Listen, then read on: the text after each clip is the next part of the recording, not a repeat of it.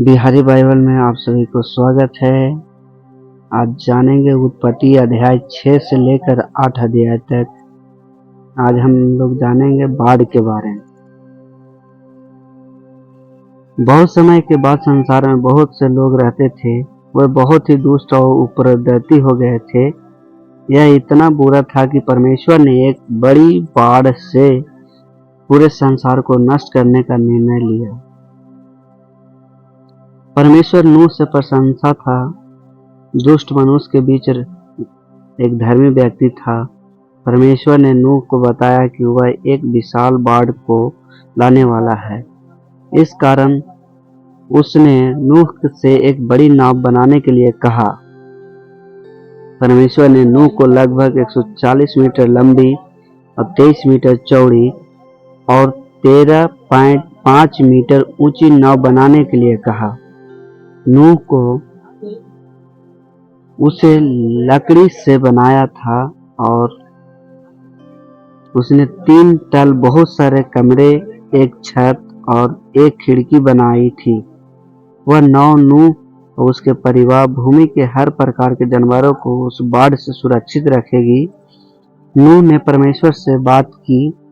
उसने और उसके पुत्रों ने वैसे ही नाव बनाई जैसी परमेश्वर ने बताई थी। क्योंकि वह नाव बहुत बड़ी था, इसलिए उसने बनाने में कई वर्ष लगे। नूह ने लोगों से आने वाली बाढ़ के विषय में चेतावनी दी और उनको परमेश्वर की ओर फिरने के लिए कहा, परंतु उन्होंने उस पर विश्वास नहीं किया। परमेश्वर ने नूह और उसके परिवार को अपने लिए, जानवरों के लिए प्राप्त भोजन इकट्ठा करने का अवसर भी दिया। जब तक कुछ तैयार था तो परमेश्वर ने नूह से कहा कि यह समय उसके और उसके पत्नी के, उसके 3 पुत्रों के और उनकी पत्नियों, कुल मिलाकर 8 जनों के नाम में जाने का था। परमेश्वर ने हर जानवर और पक्षी के हर नर और मादा को नूह के पास भेजा ताकि वह नाव में जा सके और बाढ़ के दौरान सुरक्षित रहे। परमेश्वर ने ऐसे हर प्रकार के जानवरों के 7 नर और 7 मादाओं को भेजा जिनको बलि चढ़ाने के लिए उपयोग किया जा सके। जब वह सब नाव में पहुंच गए तो स्वयं परमेश्वर ने नाव का द्वार को बंद कर दिया। तब बारिश होना आरंभ हुआ और बारिश होती गई बिना रुके। 40 दिन और 40 रातों तक बारिश होता रहा। सारे संसार की हर चीज, यहाँ तक कि ऊंची से ऊंची पर्वत भी पानी में डूब गए। सूखी भूमि पर रहने वाली हर एक चीज मर गई, उन लोगों को, जानवरों को छोड़कर जो नाव में थे। वह नाव पानी पर तैरती रही और नाव के भीतर हर चीज डूबने से सुरक्षित रखा।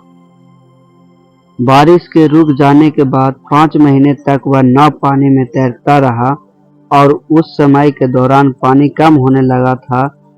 तब एक दिन वह नाव एक पर्वत की चोटी पर जा टिकी, लेकिन संसार अभी तक भी पानी से ढका हुआ था।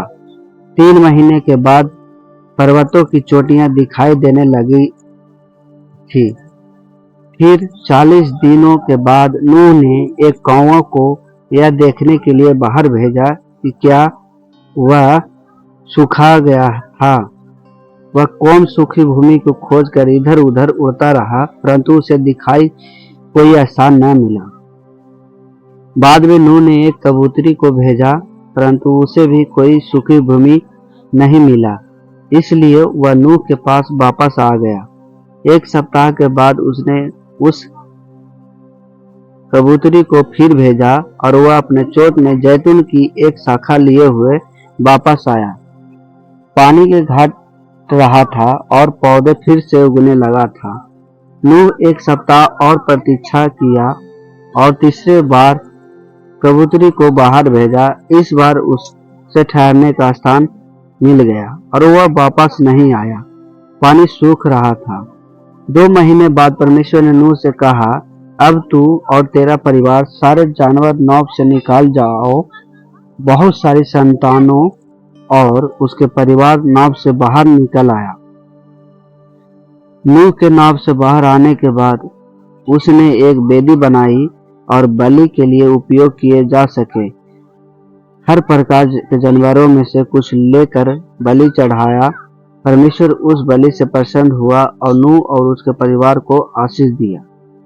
परमेश्वर ने कहा, मैं प्रतीक्षा करता हूँ कि परमेश्वर द्वारा जाने वाले बुरे कामों के कारण मैं फिर कभी भूमि का श्राप नहीं दूंगा और बाढ़ द्वारा संसार को नष्ट नहीं करूंगा। हालांकि मनुष्य अपने बचपन के समय से ही पापी है। फिर परमेश्वर ने अपनी वाचा के चिन्ह के रूप में प्रथम में धनुष को बनाया।